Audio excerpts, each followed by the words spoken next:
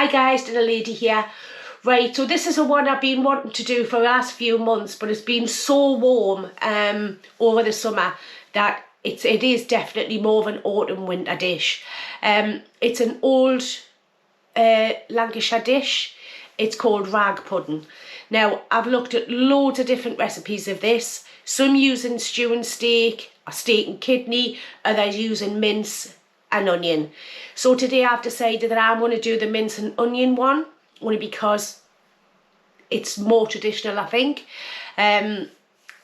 But I'll bring you down and I'll show you the ingredients. There's not that much of it at all. Right, so for the filling, I've got an onion. I might only use half of that. That's a huge onion. I have some of the steak mince that we've got in the freezer, and a beef stock cube, and some salt and some pepper. And also I have, for the actual casing of it, it's going to be a suet pastry. So I've got some self-raising flour, some suet and some water, and again a little bit of salt that'll go into that.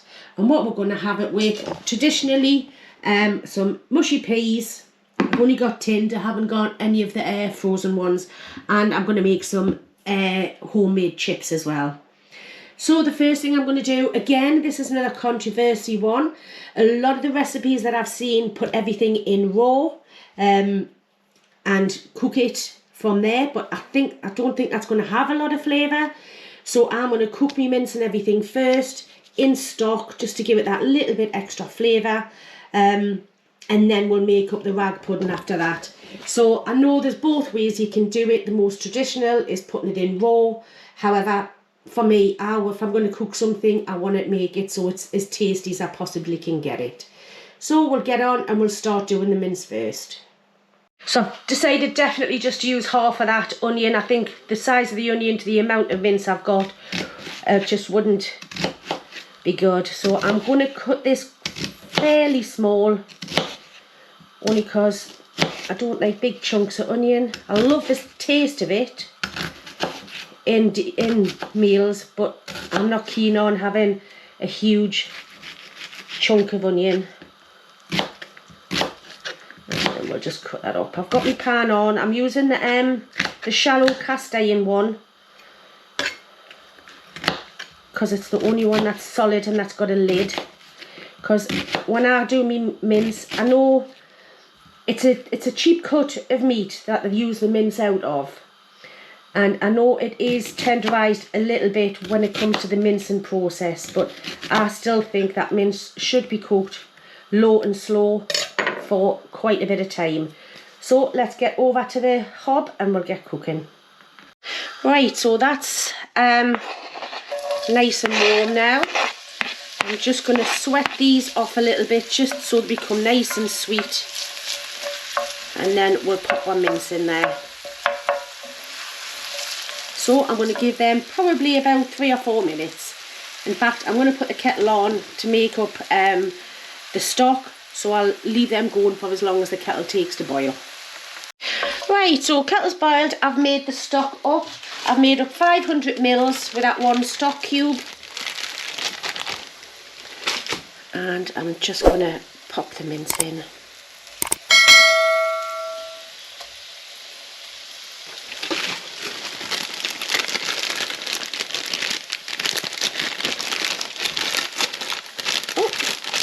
Come out.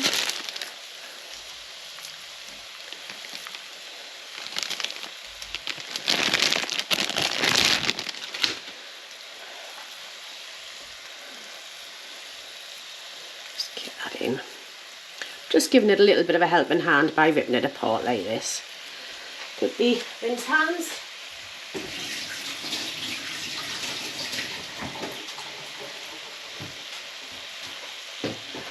Right, it's just a matter of breaking it down.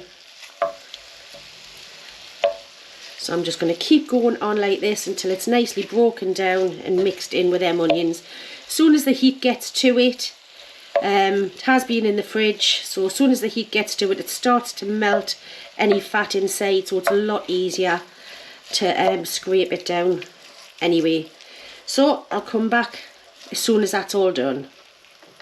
Right, so I've got it to that stage now. So now I'm going to season it. some salt, a bit more.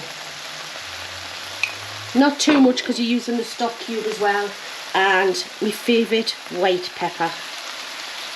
I do prefer it. I do think it's got a nicer taste. But there is bits obviously where black pepper is better. But for something like this. And now I've got, like I said, I've got 500 mils with that one stock cube I've just made up. I'm just going to pop that in. There's always a little bit in the bottom.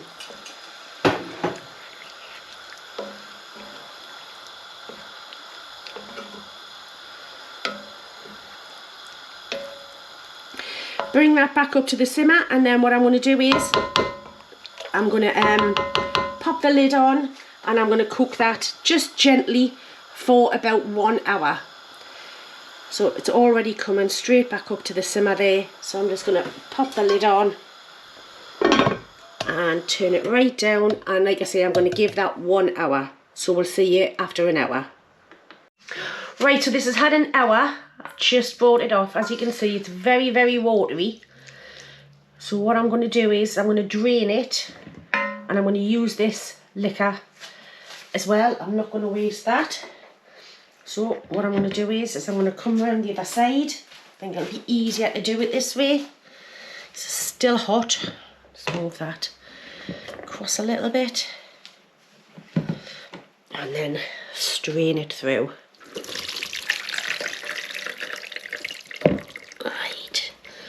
Give it a bit of a shake, and then I'll get the rest out. Just with this. I can't lift it and get it out at the same time. It's too heavy for us. So I'll just get this out like this. That's most of it. Right, now I'm just going to pop that there and move this out of the way.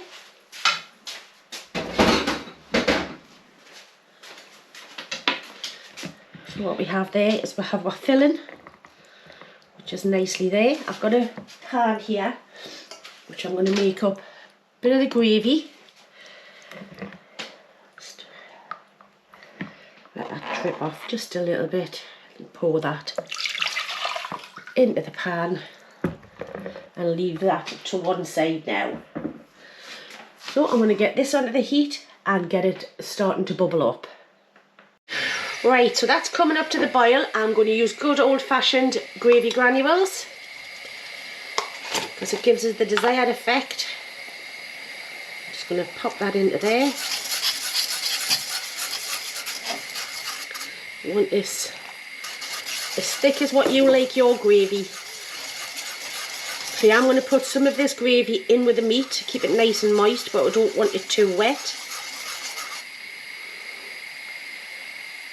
It's just a little bit more. And like I say, until you get your desired effect, so I can't tell you it's going to be a dessert spoon of this or a tablespoon of that. It's just whatever, however you want yours. I think that is perfect. I'm just going to let that bubble, probably for about 30 seconds.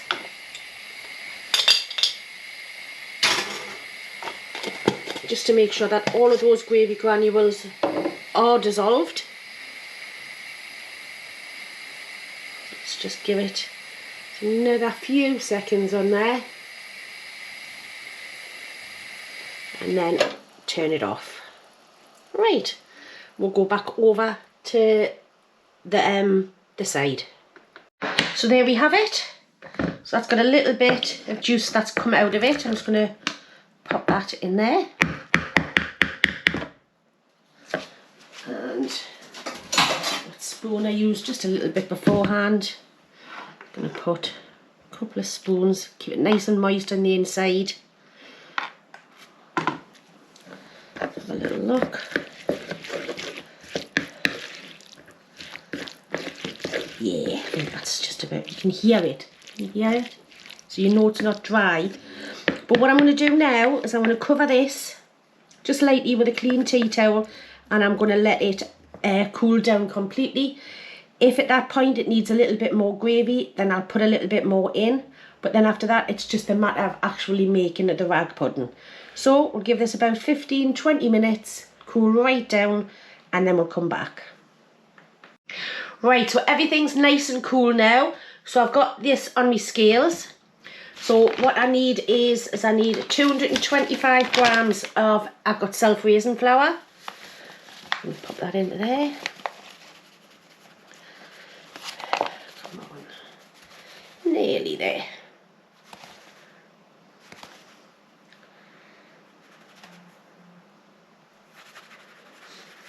There. 225. Don't know if you can see that. No, you probably can't. And I want 112 approximately of suet. I have got another box. I knew there wouldn't be enough in here. So what's left in here is 38 grams. Get the new box out.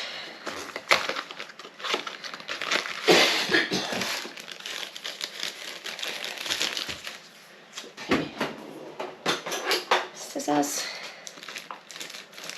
Great thing about suet crust pastry is you don't need to leave it to rest.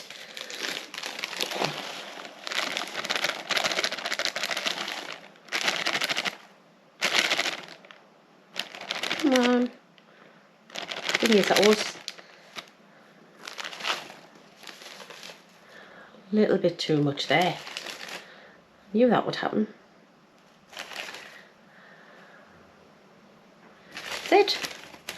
Perfect on that. I'll get this wrapped up and put back into the box. And I'm just going to mix this all up. Just give us 1 second, I'll get rid of this lot. Right, so that's them. And a little bit of salt, not too much. You want it to have some flavour. And just mix that all together. And then I've got my water here. Just keep adding the water until you get a dough. Now you don't want it too stiff, but you also don't want it like a paste. So just keep gradually adding it, giving it a stir in. There we go, a little bit more I think. And then what I might do is get my hands in soon. Just want all this dry bit here. Let's have a little go. Feel, see what it's like. No, it's far too dry. Far too dry. Let's back out a second.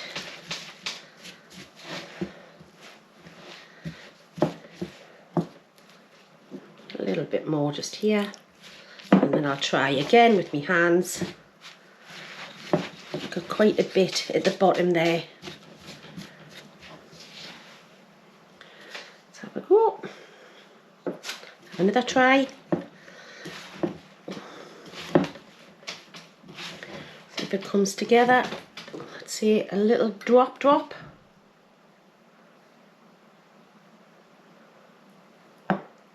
Just be a little careful because obviously you don't want to go too far, otherwise you've got to add more flour.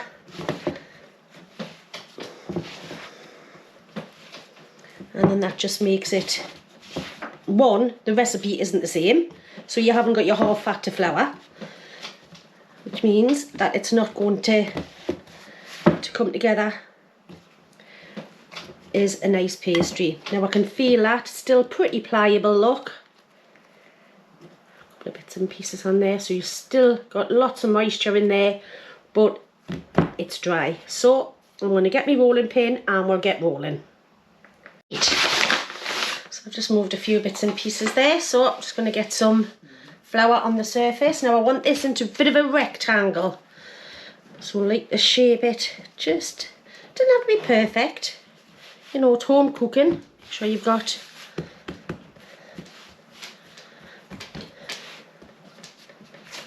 and then we'll give it a roll.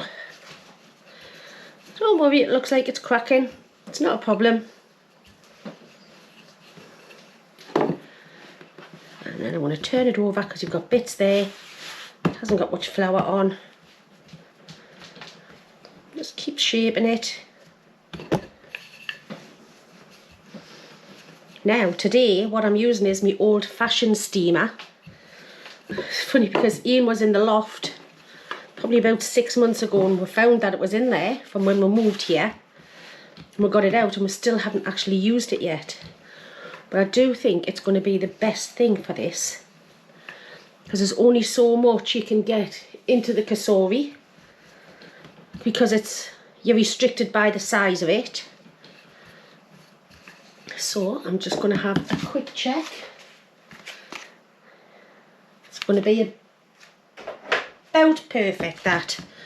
So the first thing I'm going to do is I'm just going to roll this up on here and move that to one side a second. Get rid of that bowl, I don't need it now.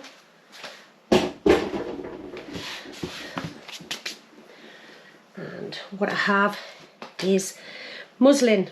Now I got this in a set from my son a while ago because he bought us a kit for making cheese, and these were all in there. So we'll just want to flour this so it doesn't stick. Plenty flour on at the top as well,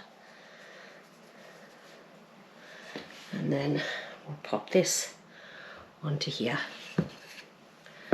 Move it up a little bit so we've got enough room at either end.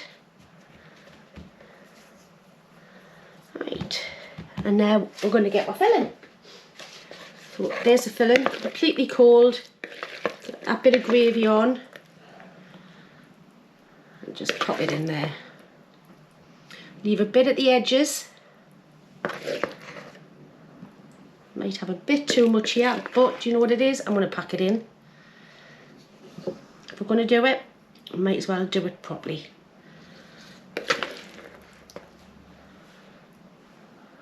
There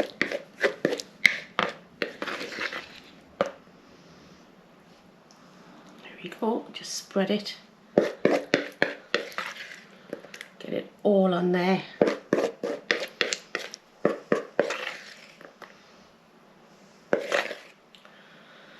Right.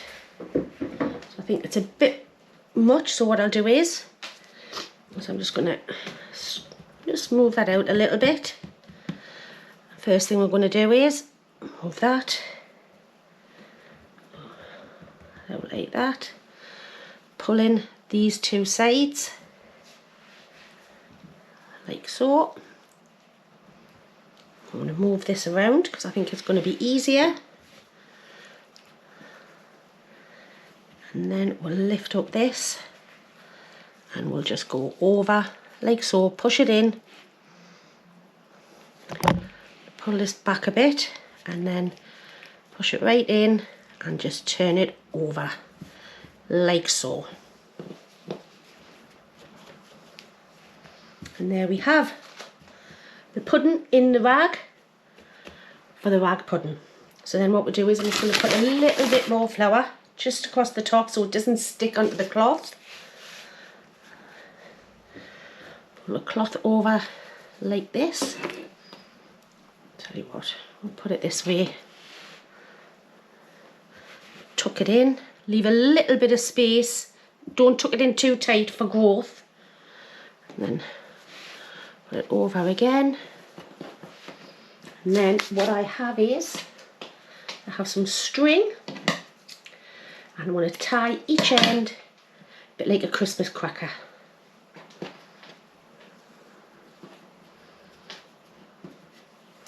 Right, so you can either boil this or steam it.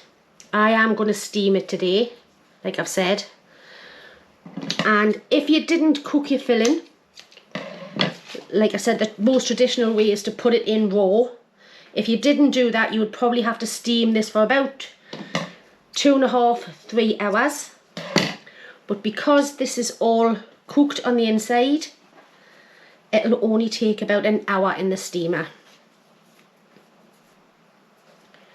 Oh, there we go. I don't know if you can still see that. Like so.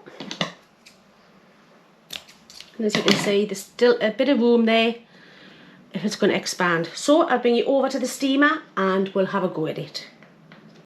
Right, so this is the steamer that we're using. We got it from Aldi, I'm sure we did. So I've got it all set. I've got it on the maximum there, but I will keep an eye on the water content.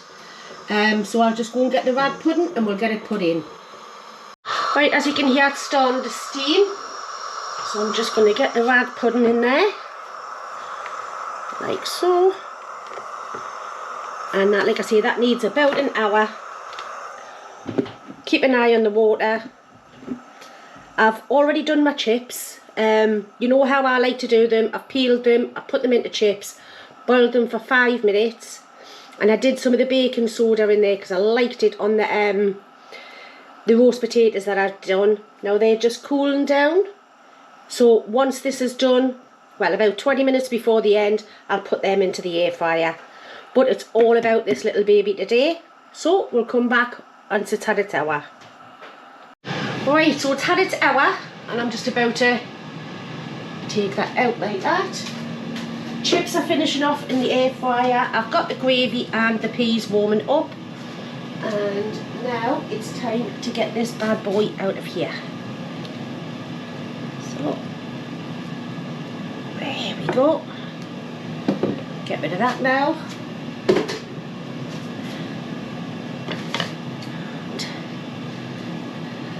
Thing is with this is you can never tell if it's okay until you open it up. My glasses are steaming up so I can hardly see.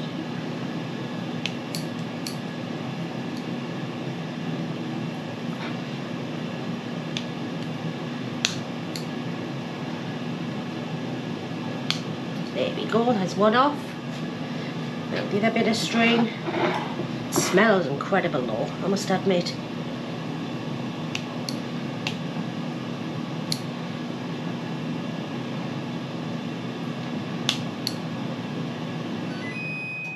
Right, that's the chips finished. And let's have a bit of an unveiling. Whew. As you can see, it is red hot. Whew. Looks like we've got a bit of spillage.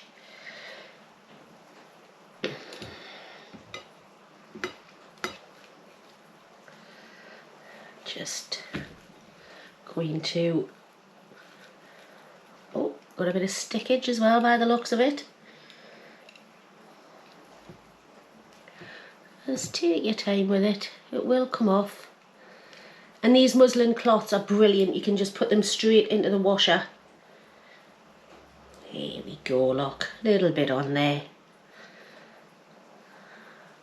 Sure, it's all done. Then just roll it over. I must have put enough flour on. Get rid of that. There we have it. That's the rag pudding. Let's get, I'm just going to get a nice knife and we'll cut it in half and let's have a look at it, shall we? Right, I'm going to cut it straight down the middle. Let's have a little look. Whoa, look at that. That looks absolutely incredible. What that is, that looks nice. So I'm going to plate it all up, everything's ready, and then I think it's time for a taste. Right, so there's the rag pudding. Got some beef dripping chips here. Got the beef dripping from Morrison's at the weekend. I thought, right, if I'm going to do chips, I'm going to do chips. And some mushy peas. Just a tin. There we go. And now the gravy that I made up. Just going to pop that over there. Enough so you can dip your chips in. And there we have it. rag pudding. So I think it's time for a bit of a taste. And there we have it, the rag pudding, and then made into a meal with some chips, mushy peas and gravy. Absolutely delicious. Right, looking forward to this. This smells so good, you would not believe. So obviously the first thing I'm going to go in for is this beauty here. Really looking forward to that. Look at that. Let's try a bit of that. It's going to be hot, isn't it? Had a couple of minutes to cool down. That's not too bad. Wow. I love the suet puddings anyway, but that... Proper comfort, isn't it? That's proper comfort food. And we're still both feeling rough. So this is perfect. That is absolutely...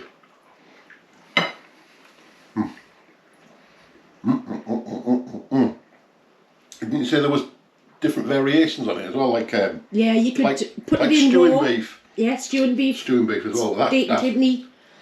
You can put it in raw and let it cook, but you would have to steam it for about 3 hours if you did it that way. Got you. Chips. Chips and mushy peas. With that is a perfect combo. I'll go for the full Monty.